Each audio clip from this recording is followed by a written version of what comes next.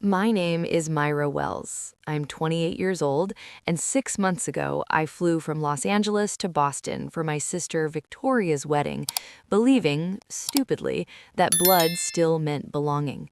When I reached the Grand Belmont Hotel and gave my name at the reception desk, the staff flipped through the guest list again and again before looking at me with pity and saying, "I'm sorry, ma'am, your name isn't here." I already knew what that meant, but I still called my sister, and through music and laughter, she sneered. "You really thought you'd be invited? This wedding is for people who matter."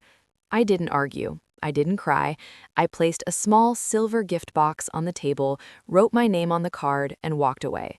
What Victoria didn't know was that what she'd open later would destroy the story she'd spent her entire life telling. To understand why, you have to know that growing up in our three-story Beacon Hill home, there were two daughters, but only one that counted.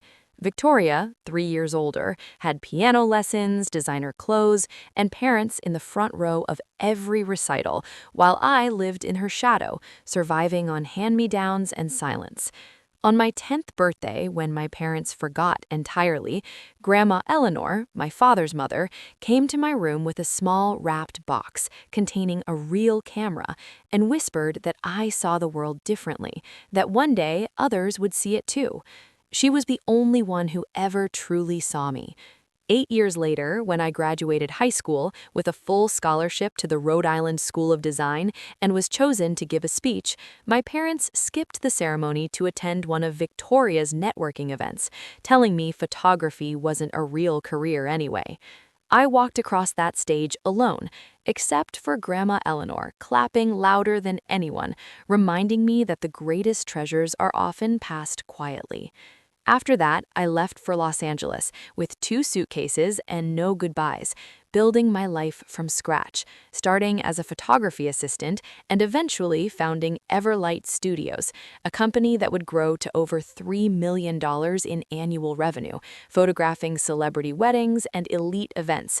Success my family never asked about because Victoria preferred telling them I was a failure.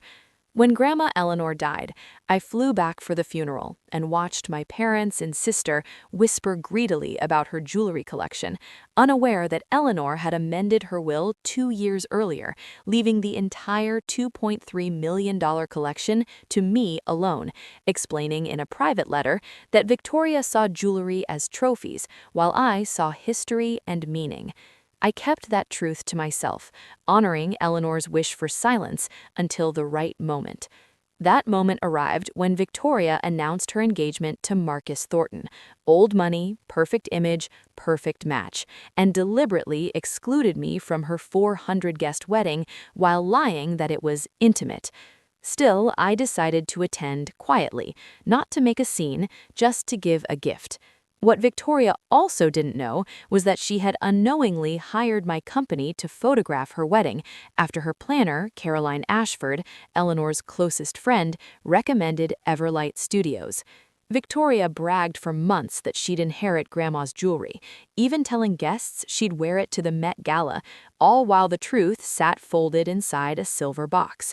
During the reception, in front of 400 of Boston's elite, Victoria mocked my gift before opening it, only for her smile to collapse as she read the legal documents proving the jewelry belonged to me, Eleanor's letter explaining why, and the photography contract revealing that the failed sister she despised owned the very company capturing her big day. The room went silent. As Caroline confirmed the will was real, guests recognized Everlight Studios, and Marcus realized how deeply Victoria had lied, not just about me, but about who she was. Phones came out, whispers spread, and Victoria's perfect image shattered in real time. While she panicked, screaming my name, I sat calmly in an airport lounge, boarding a flight back to Los Angeles, ignoring dozens of calls and messages from my parents and sister.